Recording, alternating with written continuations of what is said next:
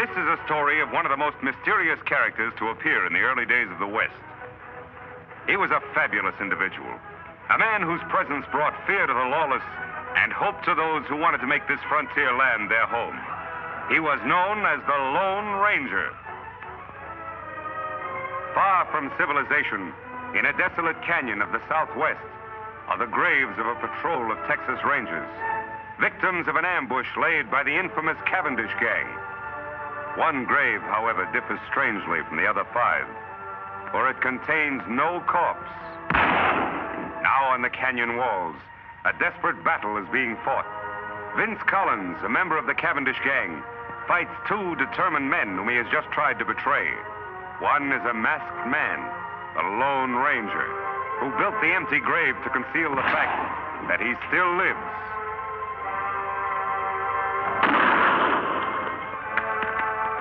The other is Tonto, the Lone Ranger's Indian companion.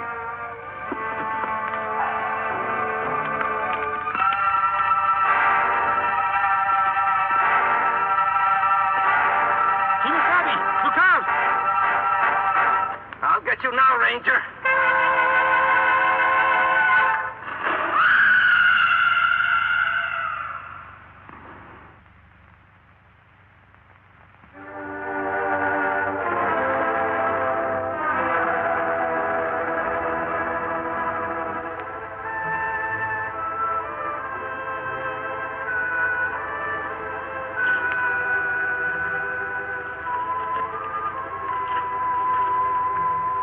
Him dead, Kimosabe, but me glad.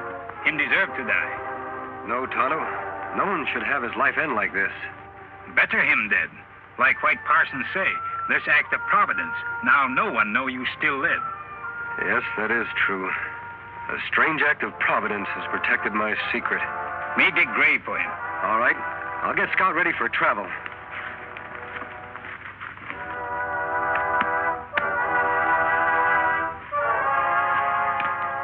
Young fella.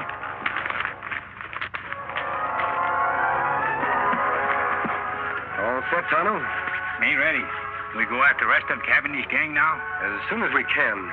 But I've got to get a mount of some sort. We'll head off toward Wild Horse Valley. Here, take Scout. On, boy. For 2 days, the Lone Ranger and Tonto traveled toward the remote valley of Wild Horses, where a particularly sturdy breed of horses lives, unknown and unmolested by the hunters of the West. Later, at the entrance to this valley, the Lone Ranger and Tonto hear sounds of a furious battle. Beyond the rocks in a small glen, they catch a glimpse of a huge buffalo about to gore the life out of a fallen horse. Quickly, the Lone Ranger reaches for his gun.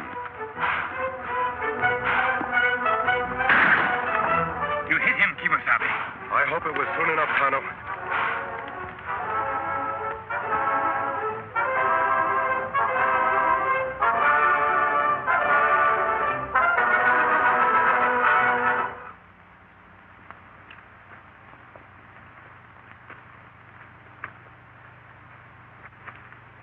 Buffalo dying. Horse look bad. Me shoot him? No, Tonto. I'm going to try to pull him through. Well, old fellow, you're in bad shape. A lot of bumps and bruises. Tonto, get some rags from the supplies and bring the canteen. Me do. So, in an instant, the Lone Ranger has made a momentous decision, for he has recognized the sterling qualities of the animal he has saved. For some time, the masked man in the Indian camp beside the wounded horse, tending his battle hurts and caring for him as best they know how. Now, human hands have done all they can to help nature in healing the animal's wounds. Me get bridle and lariat. Him run away. No? Wait, Tonto.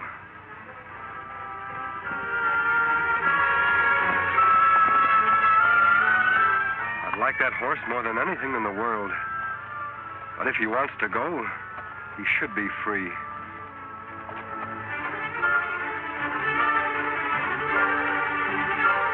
Him a beauty. Like mountain with snow. Silver white. Silver. That would be a name for him. Here, Silver. Come back, big fellow. Come on, Silver. Come back, big fellow. Come on, Silver. Me get bridle now. Him come back. No, he wouldn't take a bit. I'll use a hackamore for the time being.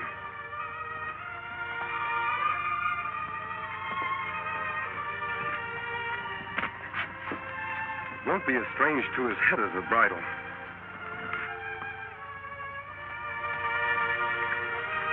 There.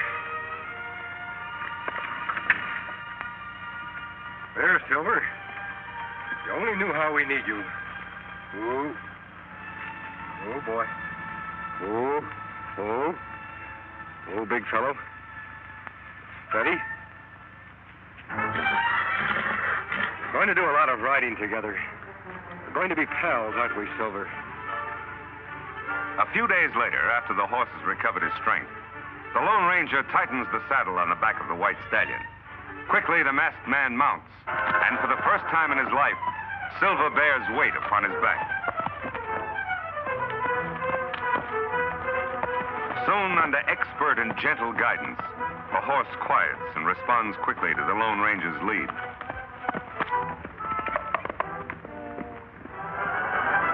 Later, the hackamore is exchanged for a bridle and bit.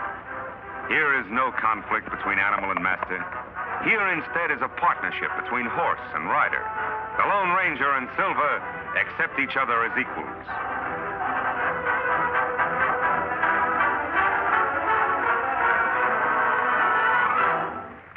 He's a beauty, Tonto.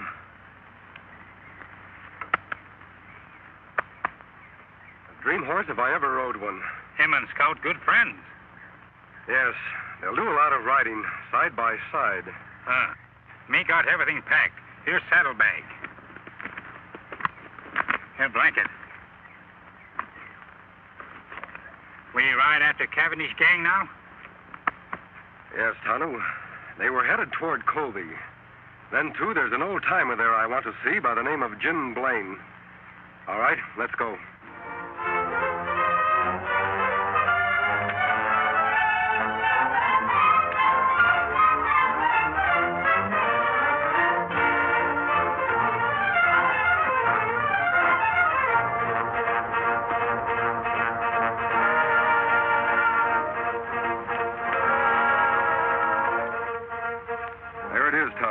Jim Blaine's place. Look like him got company. We will wait until the caller leaves before we drop in. It's nice seeing you, Judge. Be seeing you next week, Jim. Look, the side of the house.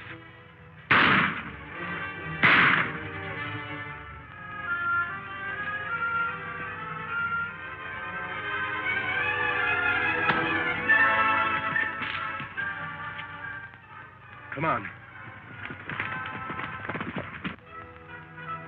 Got him, Chief. Good. But he winged me. Is he out?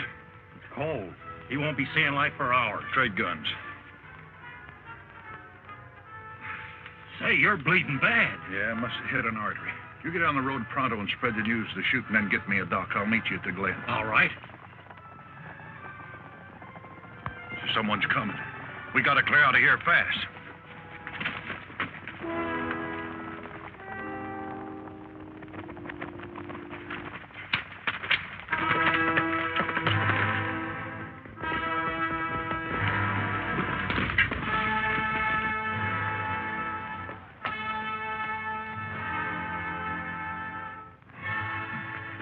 Him dead yonder, Chimosabe. How's Jim? He's had a hard knock. Me thought maybe murderers killed Jim, too. They could have, Tonto. But for some reason, they wanted Jim to be found here alive. He's coming, too. Help me carry him to the porch. So that's why I'm after Cavendish, Jim. The reason for the mask. My real identity is to be kept a secret. Known only to the three of us. Well, I'll be hanged. You sure got a job cut out for yourself, Reed. I mean, Lone Ranger. I'll help him any way I can. I was hoping you'd join us, Jim, and live up at our old silver mine. Oh, you're mighty kind to an old ex-ranger who used to nurse me, boy. Sure would like to. Never did like living here trying to farm, only... Only what? Well, I can't run out now with the owner of the bank. Poor old Judge Knox lying dead back there. Folks might think that I did it. Why, they might start blaming me for all the rest of the killings that's going on in town. More murders, Jim? Yes, lots of them. First, it was Lem Peters. He owns a newspaper. Then Biff Anderson, postmaster and telegraph man combined. Then Max Strauss, the hotel man. And a couple others, too. Why, it seems everybody important in Colby is getting shot. The sheriff's plumb going crazy. Did you recognize the man who killed the judge? Couldn't mistake him. It was Butch Cavendish. Now, who you said you're after? Cavendish. He must be doing these killings in Colby for a very special reason. Yeah, but why? Most likely he wanted the murders to look like a local affair. I'm certain, Jim, will upset his plans if you're not around to accept the blame for the judge's death. That old silver mine of ours will be a perfect hideout for you. Yes, it would. By cranky, I guess you're right. It would be best if I became scarce around here for a bit. I'll go along with you. That's fine. How's his knee, Tonto? Leg better now. Good. Help me put Jim on Silver's back. A few hours later, after a tedious ride over winding trails and unknown paths, the Lone Ranger, Jim, and Tonto approached the site of the secret silver mine.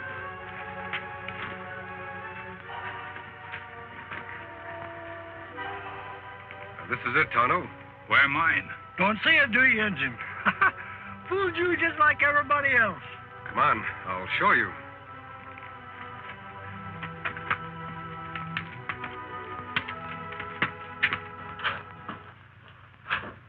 Here we are, Tonto.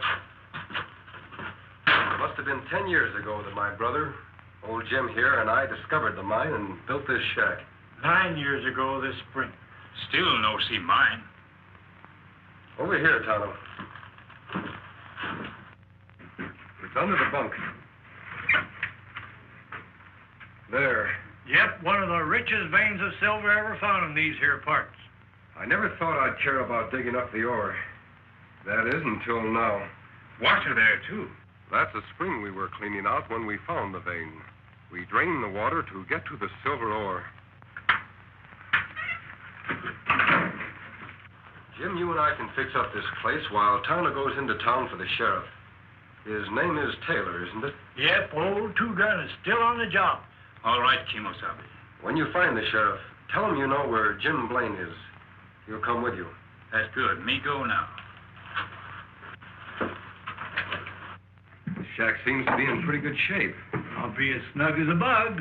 All I want out of this place is enough silver for some immediate needs. Other than that, all you can dig is yours. Oh, now I couldn't. You're entitled to it, Jim. You'll have to do all the work. You know, I could refine a little ore right here. That's just what I want you to do, Jim. Then in the future, whenever Tonto and I come back here, we can get the pure metal for money and bullets. Bullets? Yes. I want some of the ore cast into silver bullets. Thunderation, what's the matter with lead bullets? They'll kill just as well as... You forget I told you I vowed never to shoot to kill. Silver bullets will serve as sort of a symbol. Tonto suggested the idea. Symbol? Of what? A symbol which means justice by law. I want it to become known to all who see the silver bullets that I live and fight only to see the eventual defeat and the proper punishment by law of every criminal in the West. By criminy, I think you've got something there. And I'll mold you all the silver bullets you want, Ranger. But from what I know about this here country, there'll be an awful lot of silver shot up before you're through. I hope not, Jim. We have a lot of metal here for that purpose, if we need it.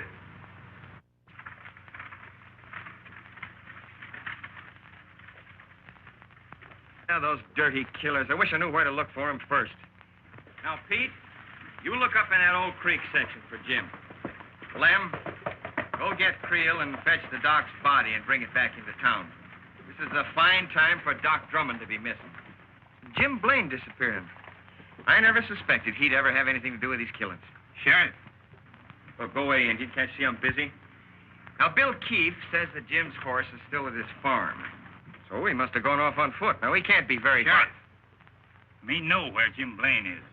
Look, Indian, will you go away, please? Can't you see I'm busy with these men? What'd you say? Me know where Jim Blaine is. Him want to see you. Well, you know where he is. Why didn't you say so? Where is he? Me not tell. What do you mean by that? You just said you knew. You come. Me take you to Jim. Now, wait a minute. How do I know that you know where Jim is? You don't know, but you follow me. Jim want to talk to you about Judge Knox killing. I bet he does, all right. Yeah, and I want to talk to him, too. Hank, you and I are saddle up. We're going to follow this engine. No one come. Only you. Now, look. You don't think I'd be silly enough to go with you alone, do you? Me think so. You brave lawman want to solve mystery. Maybe you're right. Well, maybe he's right, huh? How long a ride is it? Not far for tough sheriff. Maybe 2 hours away. All right, Injun. You lead the way. But don't forget, any funny business? Hank, keep an eye on things like I'm back. All right, Two-Gun.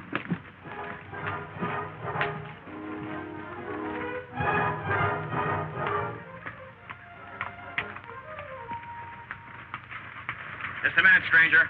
Down the gun, Sheriff. I can explain. Howdy, Two-Gun. Jim, what the Sam Hill's going on here? Who are these people? Who's this masked man? What about Judge Knox shooting?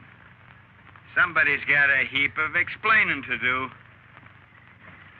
And after the killers knocked me out and changed guns with me, my friend and his engine pal brought me here. It's a very interesting story, Jim. What's more interesting, maybe, is that you've convinced me the masked man here is fighting on the right side of the law. I'm glad you're convinced, Sheriff. So Butch Cavendish is the judge's murderer, huh? Yep. And right now he's somewhere in this here vicinity, wounded, with my bullet in him. Wounded, huh? Say, maybe that explains something. Old Doc Drummond's the only doc in these parts, and he's missing. 10 to 1 he's been fetched to fix up Cavendish. Yeah, problem now is, where's Cavendish hiding out? He left a trail leading away from Jim's farm. I think I might be able to follow it, Sheriff. Good, I'll get some men from town. That'll take too much time. It would be quicker for you to come with me now. Tonto can ride to town. Me do, then follow your trail. All right, Injun. See my man Creel at the office. He'll get some men. Watch that lake, Jim.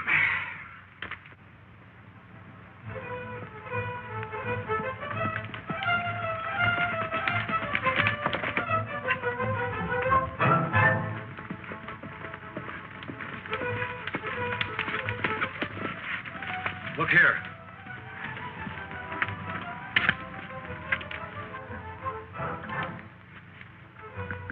Wagon tracks. Cavendish was followed by someone in a wagon, and a horseman riding alongside of it. Those tracks were made by Doc Drummond's rig. He's got the only narrow rims around here. So far, so good. Let's go.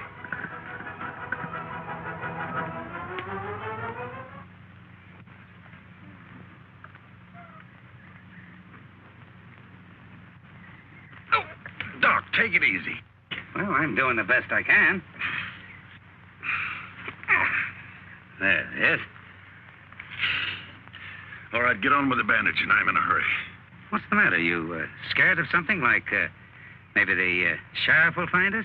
Why should I be? I'm getting rid of him just like I did everybody else of importance in Colby. You mean to say that you're responsible for all those murders that have happened in the last week? Sure. Might as well let you know. You see, Doc, all the men that have stepped into the vacated positions belong to my organization. It's taken a lot of planning, but we're just about set. I'm taking over Colby. Well, why are you telling me this? I'm going to be needing sawbones in my organization, and I've just decided you're going to be him. Like blazes I am. I'd die before I'd help a pack of coyotes like... What was that? Doggone nag. Think they heard us. Somebody over there. Give me that gun. I'll cover the dock. You boys get over there and find out. Here they come. Take cover.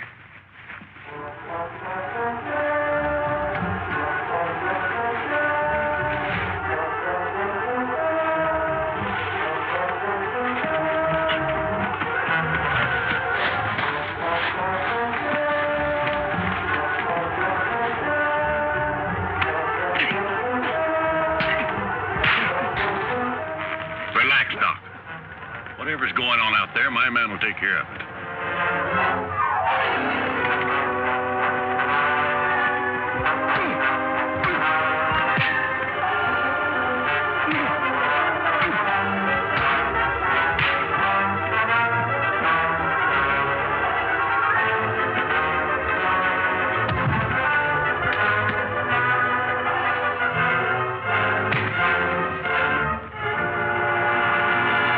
Hold it. Much obliged, partner. Watch these men, Sheriff. I'll go help the doc. Jerry! Pike! What's going on? Answer! You go take a look. I want to find out what's happening. But don't run. I've got this on your back.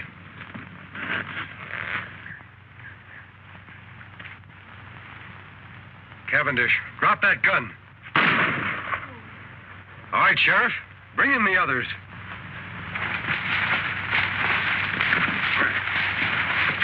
You all right, Doc? Yeah, I'm all right. Who's the masked man? He's on the side of the law. Well, this crook was going to take over Colby. He admitted all those murders. We know, Doc. We overheard him. Sheriff, you can take Cavendish to town in Doc's buggy. These other three will tie up and put on their horses.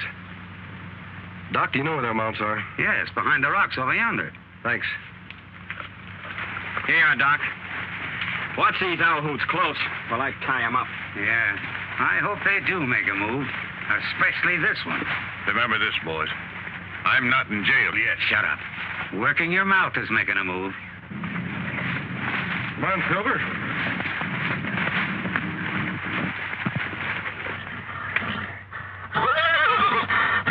Silver. What's wrong, Silver?